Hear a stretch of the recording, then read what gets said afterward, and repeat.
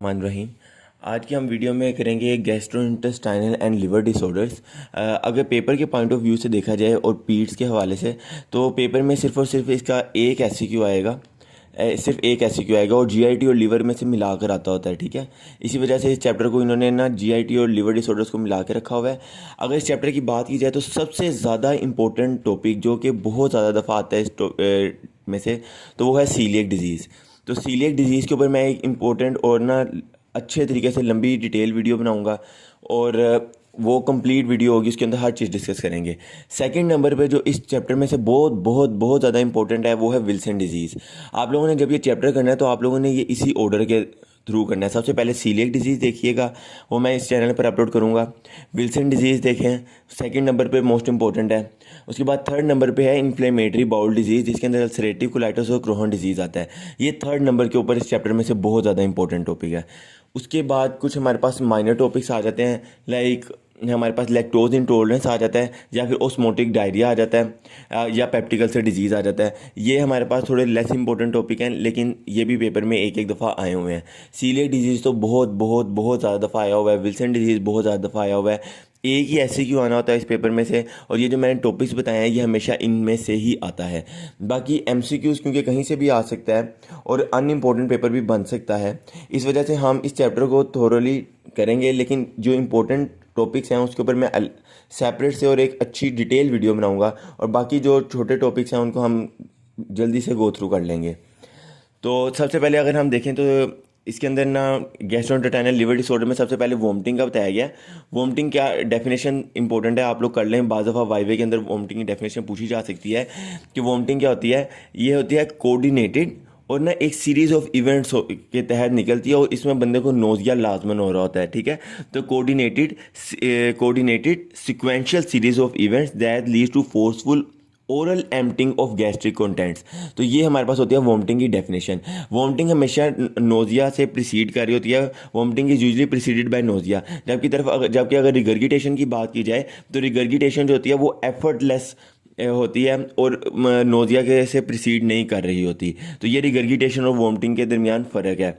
उसके बाद अगर बात की जाए, कोई भी बंदा आ जाता है वोमिटिंग की हिस्ट्री के साथ, तो उसके अंदर क्या क्या चीज़ें पूछना इंपॉर्टेंट होंगी फिजिकल एग्जामिनेशन वगैरह के अंदर। सबसे पहले उससे पूछना है ड्यूरेशन ऑफ वोमिटिंग है, कितनी देर से वोमिटिंग कर रहा है। इसके अलावा वोमिटिंग के अंदर ब्लड या बाइल कंटेंट क्या है वोमिटस का। उसके अलावा एब्डोमिनल पेन है या नहीं है, और उसके अलावा स्टूल्स के करैक्टरिस्टिक क्या हैं और बुखार है या नहीं। अगर बात की जाए ब्लडी वोमिटिंग की, कि किन चीज़ों के अंदर खून की उल्टियाँ आती हैं, तो देखो इसोफेजियल वेरिसेस मोस्ट कॉमन है, जो आप लोगों ने याद रखना है। एमसीक्यूज़ के अंदर oesophageal varices are the most common cause of bloody vomiting.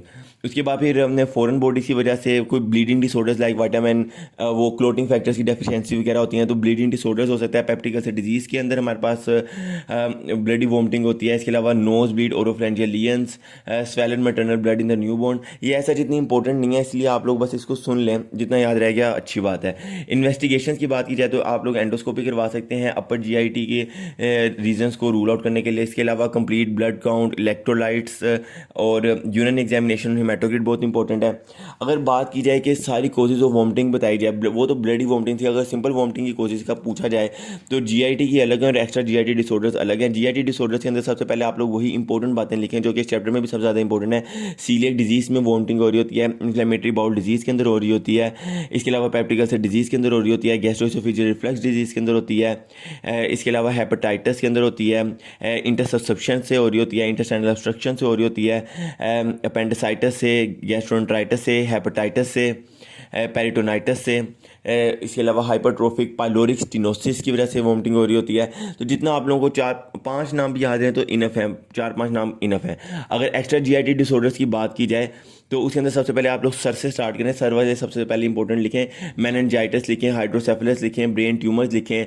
उसके बाद फिर आप लोग आगे कान में ओटाइटिस मीडिया और pneumonia, sepsis, UTI, inborn errors metabolism, इसमें से भी आपको 4-5 याद रह जाएं तो इनफ है। अब वोमिटिंग की वजह से हमारे पास कॉम्प्लिकेशंस क्या हो सकते हैं, क्योंकि इतना ज़्यादा वोमिट कर रहे हैं तो उसकी वजह से हमारे पास सारा जो फ्लूइड है वो लॉस हो रहा है, तो बंदे को डिहाइड्रेशन हो सकती है। इसके अलावा हाइपोनेट्रीमिया, हाइपोकलीमिया हो सकता है, और इसके अलावा मेल न्यूट्रिशन हो सकती है। और एक और एमसी याद रख रहे हैं, मैलरी वीज टीयर। ठीक है, ये हो सकता है। इसके अलावा इसोफेजाइटिस हो सकता है, इसोफेगस की इन्फ्लेमेशन हो सकती है, क्रोनिक वोमिटिंग की वजह से एस्पिरेशन ऑफ वोमिटिंग हो सकती है और शोक में बंदा जा सकता है। तो ये सारी हमारे पास इसकी कॉम्प्लिकेशंस हैं। मैनेजमेंट के अंदर आ जाएं तो आप लोगों को यही बात याद रखनी चाहिए, सबसे पहले वही ABC क्योंकि मेंटेन करें। इसके अलावा कार्डियोवास्कुलर स्टेबिलिटी करें, नहीं तो गैस्ट्रिक ट्यूब पास कर दें।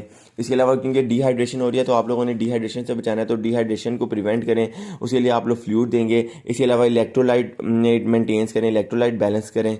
और ना आप लोगों ने एंटीमेटिक मेडिकेशन भी दी जा सकती है वोमिटिंग को रोकने के लिए, लेकिन 3 कंडीशंस के अंदर एंटीमेटिक नहीं देनी। एक कंडीशन ये है कि जब तक आपको ईटियोलॉजी का ना पता हो आप लोग एंटीमेटिक ड्रग्स ना दें।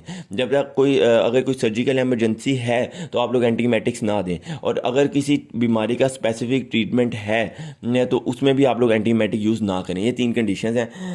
तो नेक्स्ट हमारे पास गैस्ट्रोएसोफेजियल रिफ्लक्स डिजीज़ आएगा, वो हम नेक्स्ट में पार्ट में डिस्कस करते हैं।